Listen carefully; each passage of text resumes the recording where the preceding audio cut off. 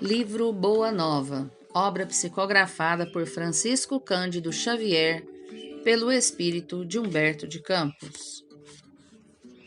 Capítulo 15. Joana de Cusa. Entre a multidão que invariavelmente acompanhava Jesus nas pregações do lago, achava-se sempre uma mulher de rara dedicação e nobre caráter, da mais altamente colocada na sociedade de Cafarnaum. Tratava-se de Joana, consorte de Cusa, intendente de Antipas, na cidade onde se conjugavam interesses vitais de comerciantes e de pescadores. Joana possuía verdadeira fé e, contudo, não conseguiu forrar-se às amarguras domésticas porque seu companheiro de lutas não aceitava as claridades do Evangelho.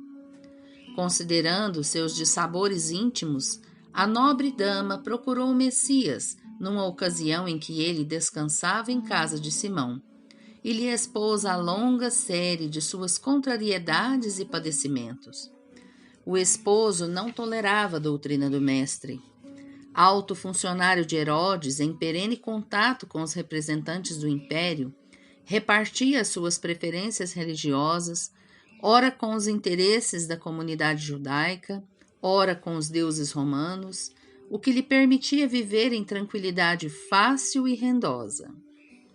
Joana confessou ao mestre os seus temores, suas lutas e desgostos no ambiente doméstico, expondo suas amarguras em face das divergências religiosas existentes entre ela e o companheiro. Após ouvir-lhe a longa exposição, Jesus lhe ponderou: Joana, só há um Deus, que é nosso Pai, e só existe uma fé para as nossas relações com o seu amor. Certas manifestações religiosas no mundo muitas vezes não passam de vícios populares nos hábitos exteriores.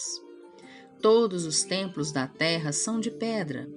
Eu venho em nome de Deus abrir o templo da fé viva no coração dos homens. Entre o sincero discípulo do Evangelho e os erros milenários do mundo, começa a travar-se o combate sem sangue da redenção espiritual. Agradece ao Pai o haver-te julgado digna do bom trabalho, desde agora. Teu esposo não te compreende a alma sensível? Compreender-te-á um dia. É leviano e indiferente? Ama-o mesmo assim. Não te acharias ligada a ele se não houvesse para isso uma razão justa. Servindo-o com amorosa dedicação, estarás cumprindo a vontade de Deus. Falas-me de teus receios, de tuas dúvidas. Deves pelo Evangelho amá-lo ainda mais. Os sãos não precisam de médico. Além disso, não poderemos colher uvas nos abrolhos, mas podemos amanhar o solo que produziu cardos enverdenados, a fim de cultivarmos nele mesmo a videira maravilhosa do amor e da vida.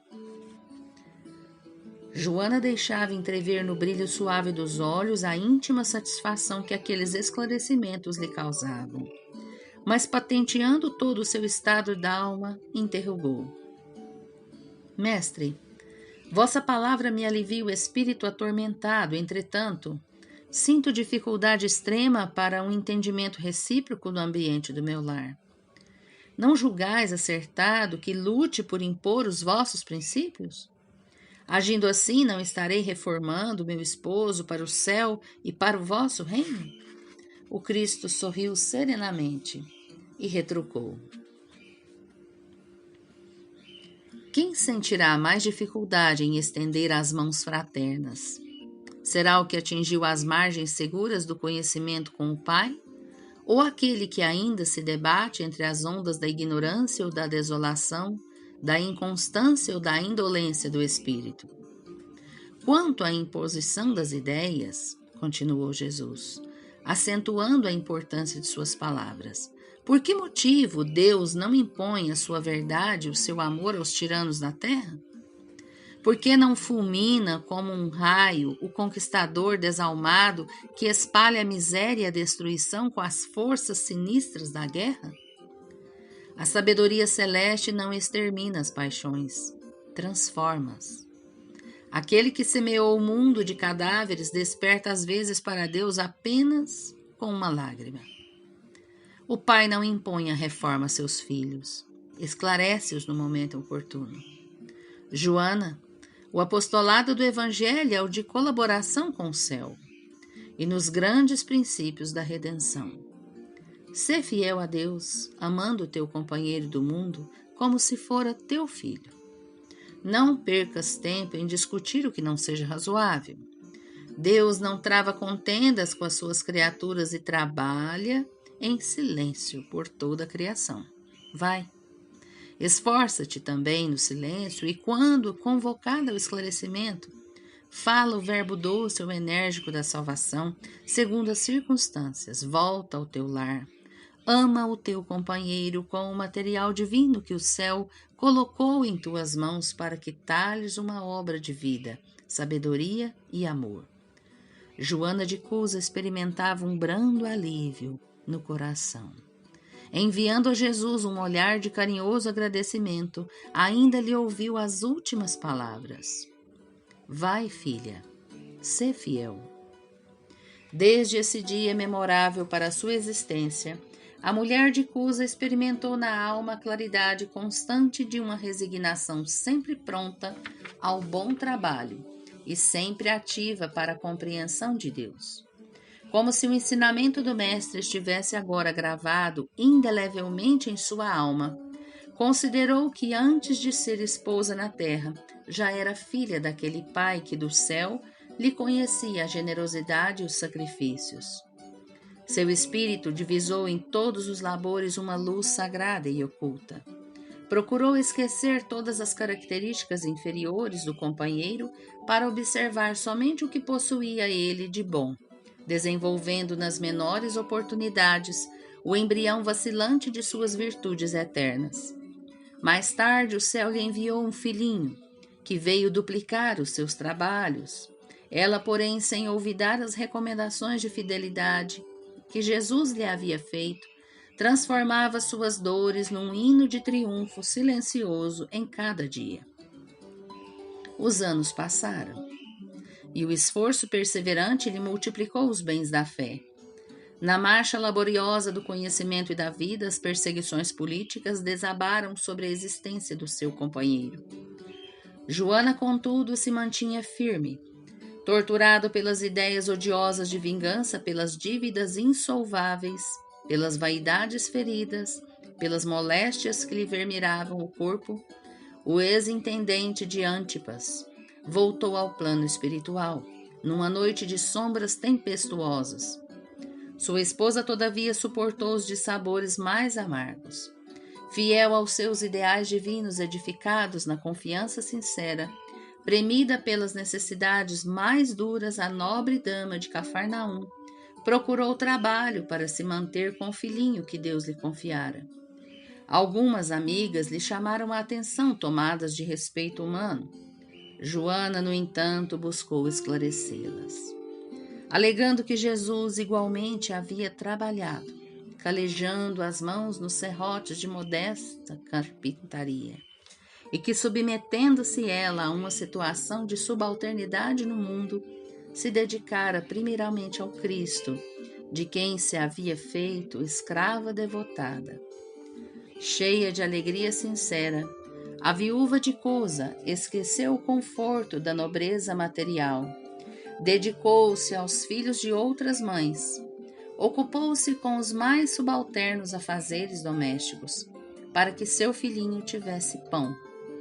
Mais tarde, quando a neve das experiências do mundo lhe alvejou os primeiros anéis na fronte, uma galera romana a conduzia em seu bojo na qualidade de serva humilde. No ano 68, quando as perseguições ao cristianismo iam intensas, vamos encontrar num dos espetáculos sucessivos do circo uma velha discípula do Senhor, amarrada ao poste do martírio, ao lado de um homem novo que era seu filho. Ante o vozerio do povo foram ordenadas as primeiras flagelações. Abjura, exclama um executor das ordens imperiais de olhar cruel e sombrio. A antiga discípula do Senhor contempla o céu sem uma palavra de negação ou de queixa. Então o açoite vibra sobre o rapaz seminu, que exclama entre lágrimas: repudia Jesus, minha mãe. Não vês que não nos perdemos? Abjura por mim, que sou teu filho. Nós nos perdemos. E pela primeira vez, dos olhos da Marte corre a fonte abundante das lágrimas. As rogativas do filho são espadas de angústia que lhe retalham o coração. Abjura! Abjura! Joana ouve aqueles gritos, recordando a existência inteira. O lar risonho e festivo, as horas de ventura, os desgostos domésticos, as emoções maternais, os fracassos do esposo, sua desesperação e sua morte, a viuvez, a desolação e as suas necessidades mais duras. Em seguida, ante os apelos desesperados do filhinho, recordou que Maria também fora mãe. E vendo seu Jesus crucificado no madeiro da infâmia, soubera conformar-se com os desígnios divinos. E acima de todas as recordações, como alegria suprema de sua vida, pareceu-lhe ouvir ainda o mestre em casa de Pedro a lhe dizer: vai, filha, sê fiel. Então, possuída de força sobre-humana, a viúva de Cusa contemplou a primeira vítima ensanguentada e, fixando no jovem um olhar profundo e inexprimível na sua dor e na sua ternura, exclamou firmemente: cala-te, meu filho. Jesus era puro e não desdenhou o sacrifício. Saibamos sofrer na hora dolorosa, porque acima de todas as felicidades transitórias do mundo, é preciso ser fiel a Deus. A esse tempo, com os aplausos delirantes do povo, os verdugos lhe incendiavam em redor achas de lenha embebidas em resina inflamável. E em poucos instantes, as labaredas lamberam-lhe o corpo envelhecido. Joana de Cusa contemplou com serenidade a massa de povo que não lhe entendia o sacrifício. Os gemidos de dor lhe morriam abafados no peito opresso. Os algozes da mártir cercaram-lhe de impropérios a fogueira. O teu Cristo soube apenas ensinar-te a morrer? Perguntou um dos verdugos. E a velha discípula, concentrando a sua capacidade de resistência, teve ainda forças para murmurar: não apenas morrer, mas também a vos amar. E nesse instante, sentiu que a mão consoladora do mestre lhe tocava suavemente os ombros e lhe escutou a voz carinhosa e inesquecível: Joana, tem bom ânimo, eu aqui estou.